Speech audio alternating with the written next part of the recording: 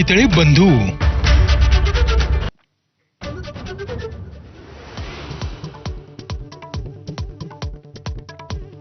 आजपासून राज्य सरकारचं पावसाळी अधिवेशन. हिंदीशिवाय शेतकरी कर्जमाफी, शक्तीपीठ नेत्यांवरचे आरोप आणि बेताल वक्तव्यावरनं सरकारला घेरण्याची विरोधकांची रणनीती. हिंदीबाबतचे जीआर रद्द केल्यानंतर दोन्ही ठाकरेंकडनं 5 जुलैचा मोर्चाही रद्द. त्याऐवजी ठाकरेंची शिवसेना विजयी जल्लोष साजरा करणार. मनसेही सहभागी होणार का? आज निर्णय.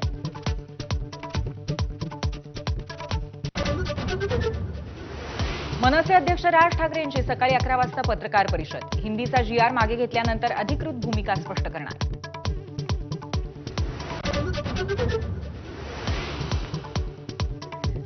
विरोधी पक्षानं पाठवलेल्या पत्रावर भास्कर जाधवांची सही नाही. मुख्यमंत्री फडणवीसांच्या आवर्जून उल्लेखाचा अर्थ काय? जाधवांच्या नाराजीची चर्चा असताना पत्रकार परिषदेतही हजेरी नाही.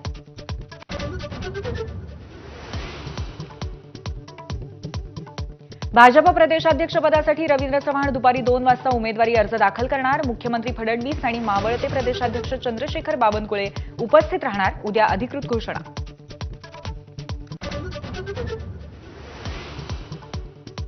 उत्तर महाराष्ट्रामध्ये काँग्रेस आणि राष्ट्रवादीला 2 मोठे धक्के. माजी आमदार कुणाल पाटील आणि अपूर्व हिरे भाजपत प्रवेश करणार.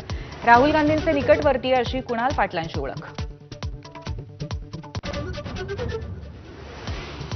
माजी मंत्री धनंजय मुंडे ऍक्शन मोडवर. अल्पवयीन मुलीच्या लैंगिक छळाप्रकरणी आमदार संदीप क्षीरसागरांवर निशाणा.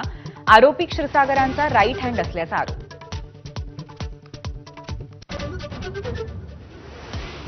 सराईत गुंड युवराज माथनकरच्या प्रवेशाबद्दल शिवसेनेचं अजब स्पष्टीकरण. गर्दीचा फायदा घेऊन माथनकरनं शिवसेनेचा दुपट्टा गळ्यात घातला असावा.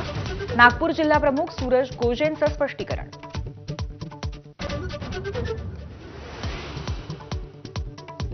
अखेर राज्य महिला आयोगाची 17 रिकामी पदं भरली. एबीपी माझाच्या बातमीनंतर अखेर राज्य सरकारला जाग आली. तब्बल 9,000 प्रकरणं आयोगाकडे प्रलंबित.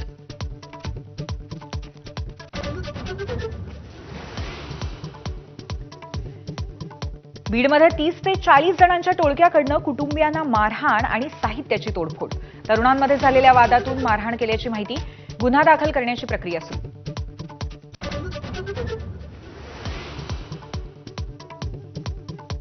रेल्वे प्रवाशांसाठी आनंदाची बातमी. आता रिझर्व्हेशन चार्ट रेल्वे सुटण्याच्या 8 तास आधी तयार होणार. रेल्वे मंत्री अश्विनी वैष्णव यांचा निर्णय.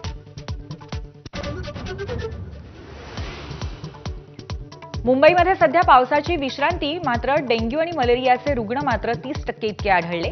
ताप आणि पोटाशी निगडीत आजाराच्या रुग्णसंख्येतही लक्षणीय वाढ.